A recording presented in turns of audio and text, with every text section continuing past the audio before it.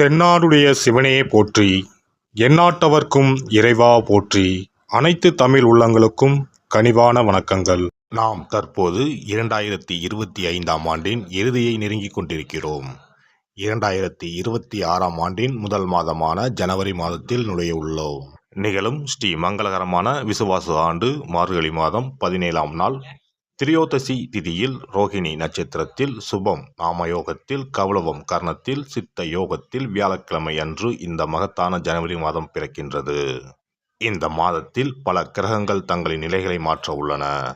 ஜோதிட சாஸ்திரப்படி ஜனவரி 1, 2026இல் கிரகங்களின் சிறப்பு சேர்க்கையால் உருவாகும் மிகப்பெரிய யோகமான சங்கோண யோகம் ஒரு சில ராசிக்காரர்களுக்கு மங்களகரமானதாகவும் அதிர்ஷ்டமானதாகவும் வாழ்வில் புதிய வெளிச்சம் தருவதாகவும் அமையும்.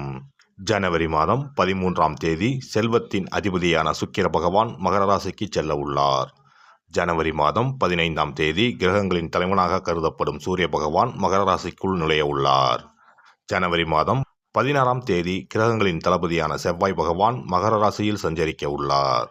இம்மாதம் அதாவது ஜனவரி 17ஆம் தேதி புதன் பகவானும் ஜனவரி 18ஆம் தேதி சந்திர பகவானும் மகர ராசிக்கு செல்ல உள்ளனர்.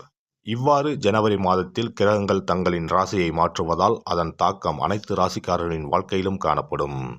குறிப்பாக சில ராசிக்காரர்களுக்கு அதிர்ஷ்டம் பிரகாசிக்கப் போகிறது. இதன் விளைவாக தொழில் மற்றும் வணிகத்தில் நல்ல முன்னேற்றம் ஏற்பட போகிறது. அதே சமயம் ஆரோக்கியமும் சிறப்பாக இருக்கப் போகிறது. மேலும் சில ராசிக்காரர்களுக்கு கண்டமும் காத்திருக்கிறது. உயிர் போகும் ஆபத்து கூட வரலாம். எச்சரிக்கையாக இருக்கவும். யமனே எதிரில் வந்தாலும் சிவனின் அருள் இருந்தால் எதிலும் வெற்றி பெறலாம். சிவ வழிபாடு கர்ம வினைகளை அளிக்கும். இந்த கிரகங்களின் பெயர்ச்சியால் இம்மாதம் உங்கள் வாழ்வில் நடக்க இருக்கும் சுப மற்றும் அசுப பலன்கள் என்ன என்பதனையும், அசுப பலன்கள் ஏற்படுமாயின் ராசிக்காரர்கள் செய்ய வேண்டிய பரிகாரம் என்ன, வழிபட வேண்டிய தெய்வம் யார் என்பதனை பற்றியும் விரிவாக காண்போம். பிறக்கப் போகும் இம்மாதத்தில் உங்கள் வாழ்வில் வளமும் நலமும் செல்வ செழிப்பும் பெற்று வாழ்வின் உயரிய நிலையை அடைய எல்லாம் வல்ல எம்பெருமானை வேண்டி விரும்பி கேட்டுக்கொள்கிறேன். அடுத்தவர்களின் உணர்வுகளுக்கு மதிப்பளிக்கும் குணமுடைய கடகராசி அன்பர்களே, நீங்கள் குடும்பத்தினரை நேசிப்பவர்கள். இந்த மாதம் புண்ணிய காரியங்களில் ஈடுபட்டு மன திருப்தி அடைவீர்கள். நீங்கள் எடுக்கும் முயற்சிகள் அனைத்திலும் சாதகமான பலன் கிடைக்கும். காரியங்கள் அனுகூலமாக நடக்கும். புத்தி தெளிவு ஏற்படும். உடல் ஆரோக்கியம் பெறும். மனதில் தன்னம்பிக்கையும் தைரியமும் அதிகரிக்கும். மனக்குழப்பம் நீங்கும். பண வரத்து அதிகப்படும். தொழில் வியாபாரத்தில் நீண்ட நாட்களாக இருந்து வந்த பிரச்சனைகள் தீரும். அரசு மூலம் நடக்க வேண்டிய பணிகளில் இருந்த தொய்வு நீங்கும். உத்தியோகத்தில் இருப்பவர்களுக்கு புதிய பதவிகள் கிடைக்கும். மரியாதை அந்தஸ்து ஆகியவை உயரும். எதையும் செய்து முடிக்கும் சாமர்த்தியம் உண்டாகும். குடும்பத்தில் மகிழ்ச்சியான கொண்டாட்டங்கள் இருக்கும். பெரியோர்கள் மூலம் காரிய அனுகூலம் ஏற்படும். கணவன் மனைவிக்கு இடையே நெருக்கம் அதிகரிக்கும். பிள்ளைகள் மூலம் சந்தோஷம் கூடும். உல்லாச பயணங்கள் செல்ல நேரலாம். பெண்களை பொறுத்தவரை இம்மாதம் உங்களது திறமைகள் வெளிப்படும். காரியங்கள் அனுகூலமாக நடக்கும். மனதில் தைரியம் உண்டாகும். கலைத்துறையினருக்கு புதிய ஒப்பந்தங்கள் கிடைக்கப்பெறும். சிரமங்கள் குறையும். வேலைப்பளு குறைந்து காணப்படுவீர்கள். வீட்டை விட்டு வெளியில் தங்க நேரலாம். திடீர் செலவுகள் உண்டாகும். அரசியல் துறையினருக்கு எல்லா காரியங்களும் அனுகூலமாக நடக்கும். மனக்கவலை நீங்கி நிம்மதி உண்டாகும்.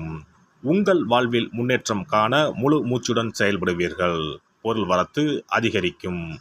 வாகனம் பூமி மூலம் லாபம் கிடைக்கும். மாணவர்களை பொறுத்தவரை மனதில் இருந்த வீண் பயம் அகலும். கல்வியில் வெற்றி பெற பாடுபடுவீர்கள். நட்சத்திர பலன்கள் புனர்பூசம் 4ஆம் பாதம்.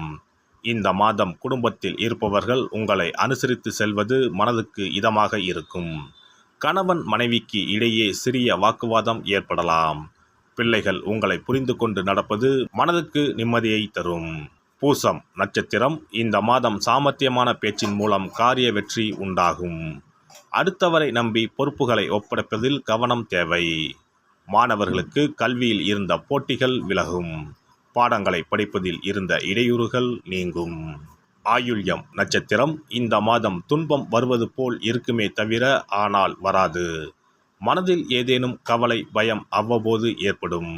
உங்களது பேச்சே உங்களுக்கு எதிர்ப்பை உண்டாக்கலாம். யோசித்து பேசுவது நல்லது. ஆன்மீக எண்ணம் அதிகரிக்கும். அருகில் இருக்கும் அம்மன் ஆலயத்திற்கு சென்று நெய் தீபம் ஏற்றி வணங்கி வர குடும்பத்தில் மகிழ்ச்சி நிலவும். நீண்ட நாட்களாக இருந்து வந்த பிரச்சனைகள் தீரும். சிறப்பு தொகுப்பு. கண் திருஷ்டிகள் அகன்று தடைப்பட்டு கொண்டிருக்கும் காரியங்கள் நிறைவேற செய்ய வேண்டிய பரிகாரம் என்ன என்பதனை பற்றி காண்போம். வாழ்க்கையில் நல்ல நிலையில் இருந்தவர்கள் கூட திடீரென்று பொருளாதாரம் இழந்து மன கஷ்டங்களுடன் வாழும் நிலை ஏற்படும். இந்த நிலை எதனால் ஏற்பட்டது என்று ஆராய்ந்து பார்த்தால் பெரும்பாலும் அவர்களின் மீதான கண் திருஷ்டிதான் காரணமாக இருக்கும். கல்லடி பட்டாலும் கண்ணடி படக்கூடாது என்று சொல்வார்கள் அல்லவா, அது உண்மைதான். இது போன்ற பிறரின் பொறாமை கொண்ட கண் திருஷ்டியினால் பலரின் வாழ்க்கை சிரமத்திற்கு ஆளாக நேரிடும். இது போன்ற கண் திருஷ்டிகளிலிருந்து எப்படி தப்பிப்பது? இருக்கவே இருக்கிறது எளிதாக கிடைக்கும் ஊமத்தஞ்செடி. தெய்வ சக்தி நிறைந்த செடியாக கருதப்படும் ஊமத்தஞ்செடியின் காய், பூ, இலைகள் என அனைத்தும் தீய சக்திகள் விரட்ட பரிகாரத்துக்கு பயன்படுகிறது. பொதுவாக ஊமத்தம் காய்க்கு கெடுதலை அகற்றக்கூடிய சக்தி உண்டு. நம் வீட்டில் உள்ள எதிர்மறை சக்தியை அகற்றுவதற்கு ஊமத்தங்காய் தீபம் சிறந்த பரிகாரமாகிறது. தெய்வீக மகத்துவம் நிறைந்த ஊமத்தங்காய் மற்றும் பூவையும் எடுத்துக்கொள்ளுங்கள். வீட்டுக்கு அருகில் இல்லை என்றால் நாட்டு மருந்து கடைகளில் கிடைக்கும். இந்த 2 பொருட்களையும் மஞ்சள் தண்ணீரை கொண்டு நன்றாக கழுவி விடுங்கள். சிறிது நேரம் அவற்றிலுள்ள ஈரம் போக ஆறவிட்டு பிறகு அவற்றை ஒரு மஞ்சள் துணியில் குலதெய்வத்தை வேண்டி ₹1 நாணயத்தோடு சேர்த்து முடிந்து வீட்டின் நிலைப்படியில் கட்டி தொங்க விடுங்கள். இந்த முடிச்சை வெள்ளிக்கிழமை அல்லது ஞாயிற்றுக்கிழமைகளில் தயார் செய்து வாசல் படியில் கட்டுவது சிறப்பு. தினமும் வீட்டில் தீபம் ஏற்றி காண்பிக்கும் போது இந்த முடிச்சுக்கும் காண்பிக்கவும். இதேபோல் ஊமத்தம் இலைகள் கிடைத்தால் அந்த இலைகளை சுத்தமான மஞ்சள் தண்ணீரில் கழுவிவிட்டு அவற்றை கொண்டு வீட்டில் இருக்கும் விநாயகருக்கு திங்கள் கிழமைகளில் தொடர்ந்து அர்ச்சனை செய்து வர வேண்டும். ஊமத்தம் பூவையும் விநாயகருக்கு சூட்டலாம். 3 வாரங்கள் தொடர்ந்து திங்கள் கிழமைகளில் விநாயகருக்கு ஊமத்தை இலையால் அர்ச்சனை செய்து ஊமத்தம் பூவை சூட்டி வழிபட்டால் வீட்டில் உள்ள கெட்ட சக்தி நடமாட்டம் மற்றும் கண் திருஷ்டிகள் தீரும். ஊமத்தம் செடியும் சிவபெருமானுக்கு உகந்த இலை ஆகும். இந்த ஊமத்தங்காய் வைத்து சிவபெருமானுக்கு தீபம் ஏற்றி வழிபடுவதன் மூலம் நமது பிரச்சனைகளில் இருந்து எளிதாக விடுபட முடியும். முதலில் 2 ஊமத்தங்காய்களை எடுத்துக்கொள்ள வேண்டும்.